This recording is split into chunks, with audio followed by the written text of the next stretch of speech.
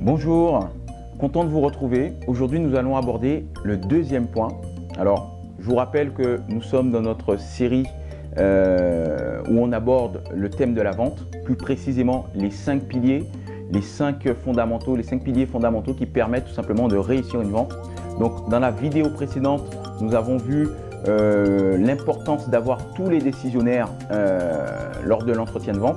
Et aujourd'hui, je vais aborder le deuxième pilier qui est soyez sympa. Alors, beaucoup de personnes négligent ce principe, mais il est ô combien vraiment important. Je vous explique. Soyez sympa, c'est simple, c'est que l'idée est de faire passer à l'acheteur un super moment. De la même façon que lorsque vous recevez des amis à la maison, vous êtes souriant, vous faites rire, vous faites des blagues, voilà. Donc, en tout cas, il y a un climat convivial qui s'installe et l'idée c'est que dans la vente aussi, qu'il y ait ce climat convivial. Alors bien sûr, en respectant le côté proximité, l'acheteur n'est pas forcément votre ami, mais on peut tout simplement avoir ce climat convivial parce que ça favorise la vente. Ça, c'est le premier point. Le deuxième point, c'est que il faut vous intéresser vraiment et sincèrement à vos clients. Je vous prends un exemple. J'ai travaillé dans le milieu pharmaceutique et j'avais un rendez-vous avec un client avec qui ça se passait pas très bien. Il me faisait de très petites commandes et donc je le voyais pas très bien. Et donc je lui ai demandé vraiment qu'est-ce qu'il avait, il était un peu blasé. Il m'expliquait que voilà, il en a marre de son métier, il en a marre de ce qu'il fait et donc il voudrait changer.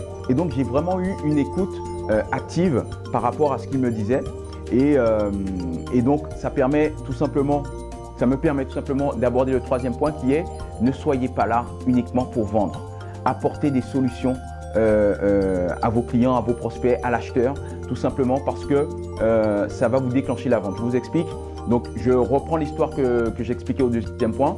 Donc, j'ai apporté une solution à mon acheteur en lui disant tout simplement qu'est-ce qu'il aime faire, est-ce qu'il a une passion. Et donc, il me parle de moto, il me parle de… Et donc, j'ai pu lui trouver une solution en lui disant faites ci, montez tel business, faites ceci, faites cela.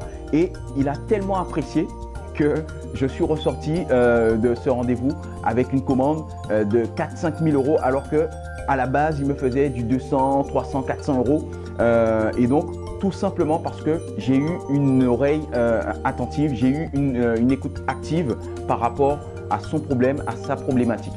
Donc je récapitule. Le premier point, il faut faire